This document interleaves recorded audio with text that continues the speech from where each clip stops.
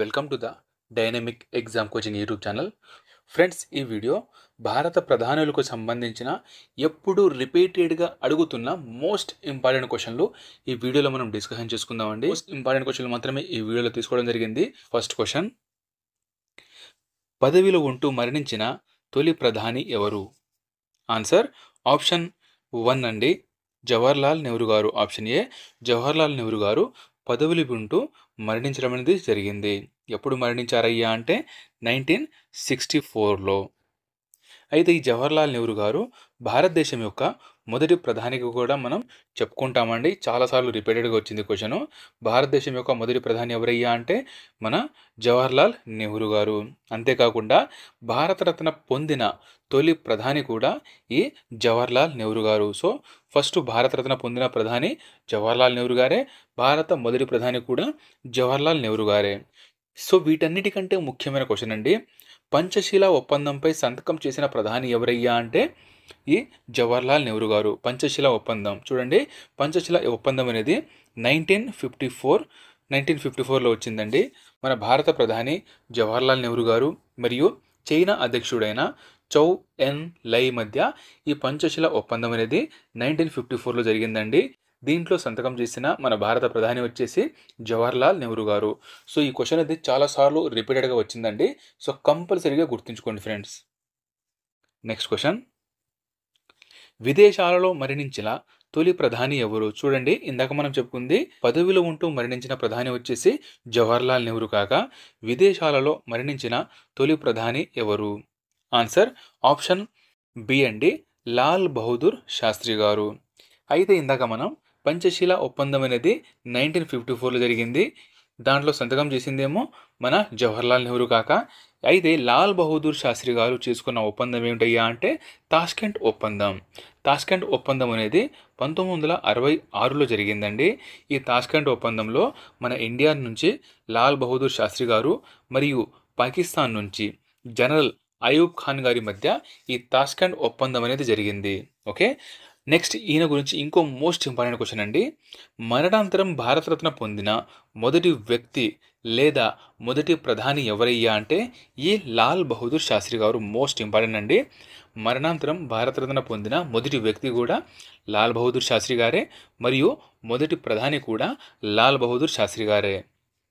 Next question, 2 పర్యాయాలు ఇండియాకు తాత్కాలిక ప్రధానిగా పనిచేసిన ఏకైక వ్యక్తి ఎవరు? మోస్ట్ ఇంపార్టెంట్ క్వశ్చన్ అండి.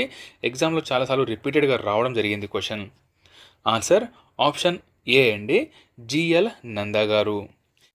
ఎప్పుడెప్పుడయ్యా అంటే 1964 ఒకసారి అండి, ఇంకొకటి 1966. ఈ 2 సార్లు తాత్కాలిక ప్రధానిగా పనిచేసిన ఏకైక వ్యక్తి అన్నమాట. నెక్స్ట్, భారతదేశ మొదటి మహిళా ప్రధాని ఎవరు? ఇది కూడా చాలాసార్లు రిపీటెడ్గా వచ్చిన క్వశ్చన్ అండి. ఆన్సర్ ఆప్షన్ సి, ఇందిరాగాంధీ గారు. అయితే ఇందిరాగాంధీ గారు ఎప్పుడు ప్రధాని పదవి చేపట్టారయ్యా అంటే 1966లో. ఓకే, 1966లో మన ఇందిరాగాంధీ గారు మొదటిసారిగా ప్రధాని అవడం జరిగింది. దాని తర్వాత మళ్ళీ 1980లో కూడా మళ్ళీ ప్రధానిగా రావడం అనేది జరిగిందనమాట. అయితే మన దేశ మొదటి మహిళా ప్రధాని గారు ఇందిరాగాంధీ గారు కాక, అయితే హత్యకు గురైన మొదటి ప్రధాని కూడా ఇందిరాగాంధీ గారే. చూడండి, హత్యకు గురైన మొదటి ప్రధాని అని చాలాసార్లు ఎగ్జామ్లో రావడం జరిగింది. సో హత్యకు గురైన మొదటి ప్రధాని ఎవరయ్యా అంటే ఇందిరాగాంధీ గారు. ఈమె ఎప్పుడు హత్యకు గురయ్యారా అంటే 1984లో, 1984వ సంవత్సరంలో ఇందిరాగాంధీ గారు హత్యకు గురవ్వడం అనేది జరిగింది.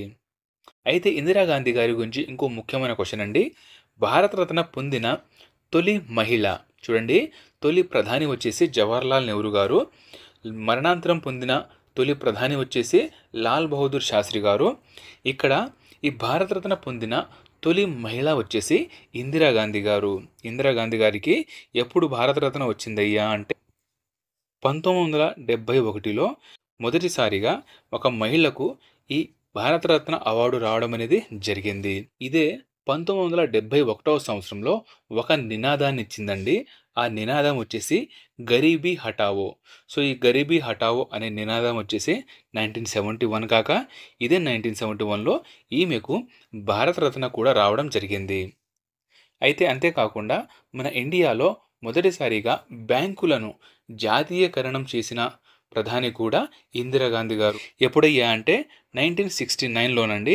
1969లో మొదటిసారిగా మన ఇండియాలో 14 బ్యాంకులను జాతీయకరణం చేయడం అనేది జరిగింది. ఓకే, 14 బ్యాంకులను 1969లో మొదటిసారిగా ఇందిరాగాంధీ గారు జాతీయకరణం చేశారు. అయితే ఇంకో ఇంపార్టెంట్ క్వశ్చన్ అండి. అయితే ఇందిరాగాంధీ గారు 1972వ సంవత్సరంలో సిమ్లా ఒప్పందం చేసుకోవడం జరిగింది. ఏ దేశంతోనయ్యా అంటే పాకిస్తాన్ దేశంతో 1972లో సిమ్లా ఒప్పందం జరిగింది. సో ఇంతకంటే ముందు మనం 2 ఒప్పందాలు చెప్పుకున్నాం కదా. వాటిలో ఒకటి పంచశీల ఒప్పందం. పంచశీల ఒప్పందం వచ్చేసి 1954. ఇక్కడ ప్రధాని వచ్చేసి జవహర్లాల్ నెహ్రూ గారు గాక ఇది ఏ దేశంతో చేసుకున్నారయ్యా అంటే చైనా దేశంతో. ఓకే, నెక్స్ట్ తాష్కెంట్ ఒప్పందం. తాష్కెంట్ ఒప్పందం వచ్చేసి 1966. ఇక్కడ భారత ప్రధాని వచ్చేసి లాల్ బహదూర్ శాస్త్రి గారు. ఓకే, మూడోది వచ్చేసి సిమ్లా ఒప్పందం. ఇది వచ్చేసి 1972 మన భారత ప్రధాని ఇందిరాగాంధీ గారు. ఏ దేశంతోనయ్యా అంటే పాకిస్తాన్ దేశంతో. సో ఈ 3 క్వశ్చన్లు మోస్ట్ ఇంపార్టెంట్ ఫ్రెండ్స్, కంపల్సరీగా గుర్తుంచుకోవాలన్నమాట. నెక్స్ట్ క్వశ్చన్, అతిపెద్ద వయసులో ప్రధానిగా పనిచేసిన వ్యక్తి ఎవరు? ఆన్సర్ ఆప్షన్ బి అండి, మొరార్జీ దేశాయ్ గారు. చూడండి, అతి పిన్న వయస్కులు అనేది ఇంకా రాలేదు, మనం నెక్స్ట్ క్వశ్చన్ని చెప్పుకుందాం. సో అతి పెద్ద వయసులో వచ్చేసి మొరార్జీ దేశాయ్ గారు. అంతేకాకుండా ఇదే మొరార్జీ దేశాయ్ గారు ప్రధాని పదవికి రాజీనామా చేసిన తొలి ప్రధానిగా కూడా నిలిచారు. సో చూడండి, మన ఇండియా హిస్టరీలో ప్రధాని పదవికి రాజీనామా చేసిన ఏకైక ప్రధాని ఎవరయ్యా అంటే మొరార్జీ దేశాయ్ గారు. నెక్స్ట్ క్వశ్చన్, రైతు బాంధవుడిగా పేరుగాంచిన భారత ప్రధాని ఎవరు? చూడండి, రైతు బాంధవుడిగా పేరుగాంచిన మన భారత ప్రధాని వచ్చేసి ఆప్షన్ సి అండి, చౌదరి చరణ్ సింగ్ గారు. అయితే ఈయన గురించి ఇంకో ఇంపార్టెంట్ క్వశ్చన్ అండి. ఈయన వచ్చేసి భారత పార్లమెంటులో అడుగు పెట్టలేదండి. ఓకే, భారత పార్లమెంట్లో అడుగు పెట్టని ప్రధాని ఎవరయ్యా అంటే ఇదే చౌదరి చరణ్ సింగ్ గారు. చూడండి, రైతు బాంధవుడిగా పేరుగాంచారు మరియు భారత పార్లమెంట్లో అడుగుపెట్టని ఒకే ఒక ప్రధాని ఎవరయ్యా అంటే చౌదరి చరణ్ సింగ్ గారు. నెక్స్ట్ క్వశ్చన్, అతి చిన్న వయసులో భారత ప్రధాని అయిన వ్యక్తి. ఇందాక మనం చెప్పుకుందేమో అతి పెద్ద వయసులో భారత ప్రధాని అయిన వ్యక్తి ఎవరయ్యా అంటే మొరార్జీ దేశాయ్. అయితే ఇక్కడ అతి చిన్న వయసులో భారత ప్రధాని అయిన వ్యక్తి వచ్చేసి ఆప్షన్ సి అండి, రాజీవ్ గాంధీ గారు. ఈయన ప్రధానిగా పదవి చేపట్టినప్పుడు ఈయన యొక్క వయసు వచ్చేసి 42 సంవత్సరాలు. చూడండి, ఓటు హక్కును 18 సంవత్సరాలకు తగ్గించిన ప్రధాని ఎవరయ్యా అంటే రాజీవ్ గాంధీ గారు. ఇది కూడా మోస్ట్ ఇంపార్టెంట్. నెక్స్ట్, ఎర్రకోట నుండి ప్రసంగించని ఏకైక ప్రధాని ఎవరు? సో ఇందాక మనం చెప్పుకుంది ఫ్రెండ్స్, పార్లమెంట్లో అడుగు పెట్టని ప్రధాని ఎవరయ్యా అంటే చౌదరి చరణ్ సింగ్. ఓకే, పార్లమెంట్లో అడుగుపెట్టని ప్రధాని చౌదరి చరణ్ సింగ్ కాక ఎర్రకోట నుండి ప్రసంగించని ఏకైక ప్రధాని ఎవరయ్యా అంటే ఈయన వచ్చేసి ఆప్షన్ బి అండి, చంద్రశేఖర్ గారు. చూడండి, చంద్రశేఖర్ గారు ఎర్రకోట నుండి ప్రసంగించని ఏకైక ప్రధాని. నెక్స్ట్, దక్షిణ భారతదేశం నుంచి ప్రధాని అయిన తొలి ప్రధాని ఎవరు? చూడండి, మన ఇండియాలో కాదండి, దక్షిణ భారతదేశంలో మాత్రమే. చూడండి, దక్షిణ భారతదేశం ఏరియా మొత్తంలో ప్రధాని అయిన తొలి వ్యక్తి ఎవరయ్యా అంటే ఆన్సర్ ఆప్షన్ డి అండి, పివి నరసింహారావు గారు. ఈయన వచ్చేసి తెలంగాణ రాష్ట్రానికి చెందినవారు. అయితే అంతేకాకుండా ఈయన ఒక నినాదం ఇచ్చారండి.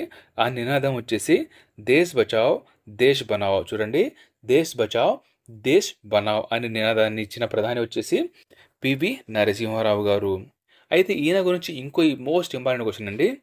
పార్లమెంట్ ఉభయ సభలలో సభ్యుడు కాకుండా ప్రధాని అయిన తొలి వ్యక్తి ఎవరయ్యా అంటే పివి నరసింహారావు గారు. మళ్ళీ ఒకసారి చూడండి, పార్లమెంట్ ఉభయ సభలలో సభ్యుడు కాకుండా ప్రధాని అయిన తొలి వ్యక్తి ఎవరయ్యా అంటే పివి నరసింహారావు గారు.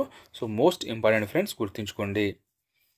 నెక్స్ట్ క్వశ్చన్, ఐక్యరాజ్య సమితి సాధారణ సభలో హిందీలో ప్రసంగించిన తొలి భారత ప్రధాని ఎవరు?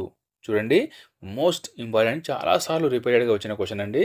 ఐక్యరాజ్య సమితి అంటే యునైటెడ్ నేషన్స్ ఆర్గనైజేషన్లో ఈ సభ జరుగుతుంది కదా, ఆ సభలో హిందీలో ప్రసంగించిన తొలి భారత ప్రధాని. ఆన్సర్ ఆప్షన్ డి అండి, వాజ్పేయి గారు. అయితే ఈ వాజ్పేయి గారు ఒక నినాదం ఇవ్వడం జరిగింది. ఆ నినాదం వచ్చేసి జై జవాన్, జై కిసాన్, జై విజ్ఞాన్. చూడండి, పివి నరసింహారావు గారు దేశ్ బచావ్ దేశ్ బనావ్ అనే నినాదాన్ని ఇచ్చారు. ఇక్కడ వాజ్పేయి గారేమో జై జవాన్, జై కిసాన్, జై విజ్ఞాన్ అనే నినాదాన్ని ఇచ్చారండి. ఇందిరాగాంధీ గారు గరీబీ హఠావో అనే నినాదాన్ని ఇవ్వడం అనేది జరిగింది. సో ఈ 3 నినాదాలు ఉన్నాయి కదా, ఎప్పుడు రిపీటెడ్గా అడుగుతూ ఉంటారండి, మోస్ట్ ఇంపార్టెంట్. అయితే ఈయన ఒక డిక్లరేషన్పై సంతకం చేయడం జరిగిందండి. ఆ డిక్లరేషన్ పేరు ఏమిటయ్యా అంటే లాహోర్ డిక్లరేషన్. లాహోర్ డిక్లరేషన్ అనేది 1999లో జరిగిందండి. ఈ లాహోర్ డిక్లరేషన్పై సంతకం చేసిన భారత ప్రధాని ఎవరయ్యా అంటే వాజ్పేయి గారు. ఓకే, మన భారత ప్రధాని వచ్చేసి వాజ్పేయి గాక పాకిస్తాన్ యొక్క ప్రధాని వచ్చేసి నవాజ్ షరీఫ్. సో వీళ్ళిద్దరి మధ్య ఈ లాహోర్ డిక్లరేషన్ అనేది 1999లో జరిగింది. నెక్స్ట్, ప్రపంచ రాజ్యాంగవేత్త అవార్డు అందుకున్న తొలి భారతీయుడు మరియు ప్రధాని ఎవరు? చూడండి, ప్రపంచ రాజ్యాంగవేత్త అంటే వరల్డ్స్ స్టేట్స్ మ్యాన్ అవార్డు అందుకున్న మొదటి భారతీయుడు మరియు మొదటి ప్రధాని ఎవరయ్యా అంటే ఆప్షన్ బి అండి, ఐకే గుజ్రాల్ గారు. సో మోస్ట్ ఇంపార్టెంట్ అండి, చాలాసార్లు ఎగ్జామ్లో రావడం అనేది జరిగింది. నెక్స్ట్, ప్రధాని పదవిని అధిష్ఠించిన తొలి ఆర్థికవేత్త ఎవరు? చూడండి, ప్రధాని పదవికి అధిష్ఠించిన తొలి ఆర్థికవేత్త. ఆన్సర్ ఆప్షన్ డి అండి, మన్మోహన్ సింగ్ గారు. అయితే ఈయనకు కూడా వరల్డ్స్ స్టేట్స్మ్యాన్ అవార్డు అందుకున్నారండి. సో ఈ అవార్డు అందుకున్న రెండవ భారతీయుడు మరియు ప్రధాని ఎవరయ్యా అంటే మన్మోహన్ సింగ్ గారండి. మొదటి అవార్డు అందుకుందేమో ఐకే గుజ్రాల్ గారు. నెక్స్ట్ క్వశ్చన్, దేశానికి స్వతంత్రం వచ్చిన తర్వాత జన్మించి ప్రధాని పదవిని చేపట్టిన వ్యక్తి ఎవరు? చూడండి, దేశం స్వతంత్రం అంటే 1947 తర్వాత జన్మించి ఈ ప్రధాని పదవిని అధిష్ఠించింది ఎవరయ్యా అంటే మన నరేంద్ర మోదీ గారు. సో నరేంద్ర మోదీ గారండి 2014 సంవత్సరం నుంచి మన ఇండియా యొక్క ప్రధానిగా కొనసాగుతున్నారు. ఈయన యొక్క టర్న్ వచ్చేసి 3వ టర్న్ అండి, ప్రజెంట్ నడుస్తుంది. అయితే ఇక్కడ కొన్ని మోస్ట్ ఇంపార్టెంట్ క్వశ్చన్ చూడండి ఫ్రెండ్స్. ముఖ్యమంత్రిగా పనిచేసి ప్రధానులుగా అయిన వారి గురించి ఒకసారి చూద్దామండి. మన ఇండియాలో ముఖ్యమంత్రులుగా పనిచేసి ప్రధానులుగా అయిన వారు చూడండి, ఒకళ్ళు వచ్చేసి మొరార్జీ